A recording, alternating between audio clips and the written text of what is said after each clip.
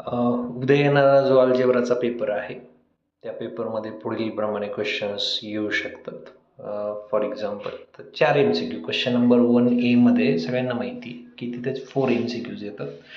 First MCQ is always dependent upon determinant, find the value of D or graph.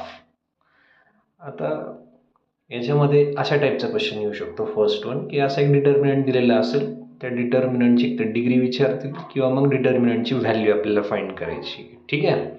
आता degree विचारल्यावर carefully तुम्हाला बघायचं की degree विचारली का आन्सर विचारली.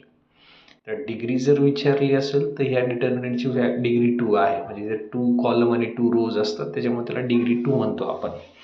पण जर सॉल्व करायला सांगितलं डिटर्मिनंट तर सगळ्यांना माहिती आहे आपण क्रॉस मल्टिप्लिकेशन करून ते सॉल्व करू शकतो.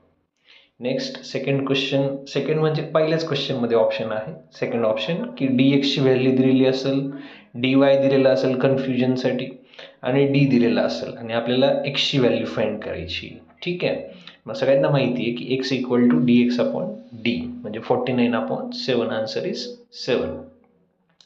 थर्ड ऑप्शन असू शकतं to draw the graph of equation x + 2y equal to 4 find x1 y equal to 1. म्हणजे y ची व्हॅल्यू दिलेली आहे आणि आपल्याला काय फाइंड करायचं आहे, x फाइंड करायचं आहे. ठीक आहे. मग पहिला जो MCQ आहे त्या पहिल्या MCQ मध्ये या 3 MCQ पैकी एखादा MCQ येऊ शकतो किंवा याच्यामध्ये व्हॅल्यू चेंज होऊ शकतात.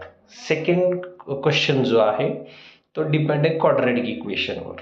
आता क्वाड्रॅटिक इक्वेशनवर दोनच टाईपचे MCQs विचारले जाऊ शकतात. पहिला MCQ which of the following is quadratic equation. Option change असू शकतील प्रत्येक वेळेस, पण MCQ असाच विचारला जाईल की which of the following is quadratic equation.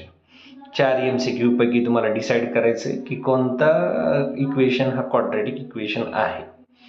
Second option त्याच्यामध्ये तुम्हाला दिलेलं आहे which of the following quadratic equation has roots 3 and 5. 4 options will be given there. Out of 4 options we have to choose which one is a quadratic equation having roots 3 and 5.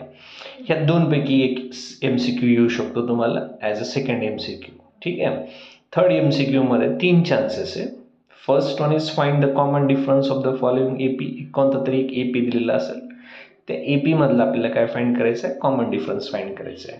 Second option कोणती पण एक term दिलेली असेल like T7 is given here and we have to find out value of A. So by using formula of Tn you can find out value of A.